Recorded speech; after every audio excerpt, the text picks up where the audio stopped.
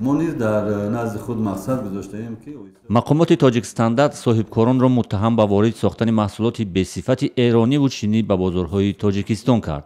روز 14 ایول مسئول این نهاد تفتیشگر گفت در نیم سال گذشته بیش از 1000 تن محصولات به‌صفت مصادره شده است که 283 تنش تولیدات ایران است.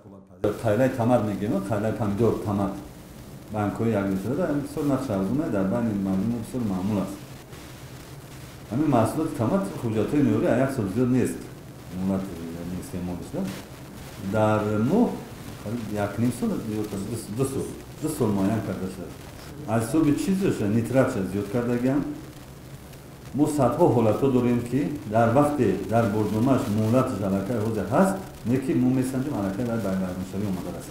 یعنی که همین من برای چی گفتم که همین تمام دولت رو همین بازار بسیاری میکنم که همون مسئولیت تصفیه شونه جو بیوانو یعنی که با سودا برابر. رئیس تاجیکستان واردات محصولات به‌صفت از دو کشور چین و ایران به تاجیکستان را تشویش‌آور عنوان کرد.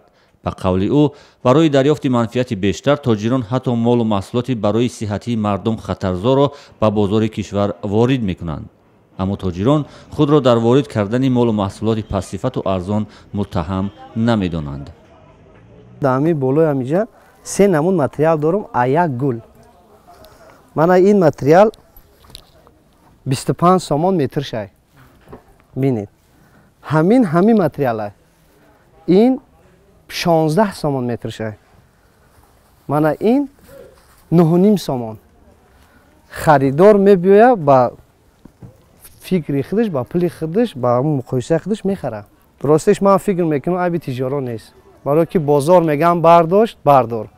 بازار فراور این عیب مردم پول ندارن اوزی. عیب تاجران نیست.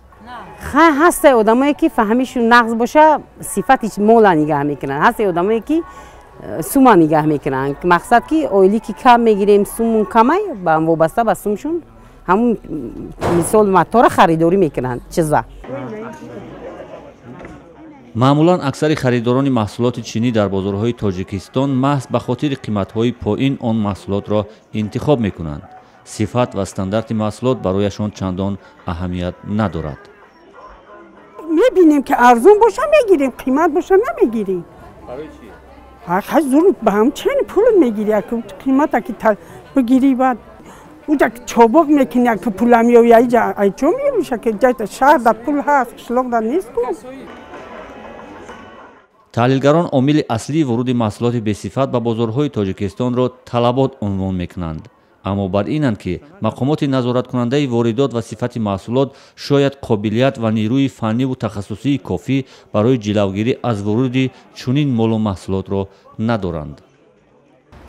عامل فساد هم احتمال در میان است، چون پوشیده نیست که فساد در تاجیکستان گسترده است و در مسئله تجارت بین المللی هم شاید عامل فساد باشد که محصولات پس‌صفت به بازار را می‌یابد.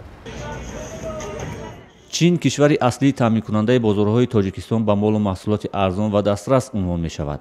محصولات تولید ایران نیز تا 2 سال قبل در تاجیکستان خریداری زیاد داشت. اما با سرد شدن مناسبت‌های تاجیکستان با ایران، مال این کشور در بازارها خیلی کمچین شده و حتی از ورود تعداد از مال و محصولات ایرانی به تاجیکستان جلوگیری شده است.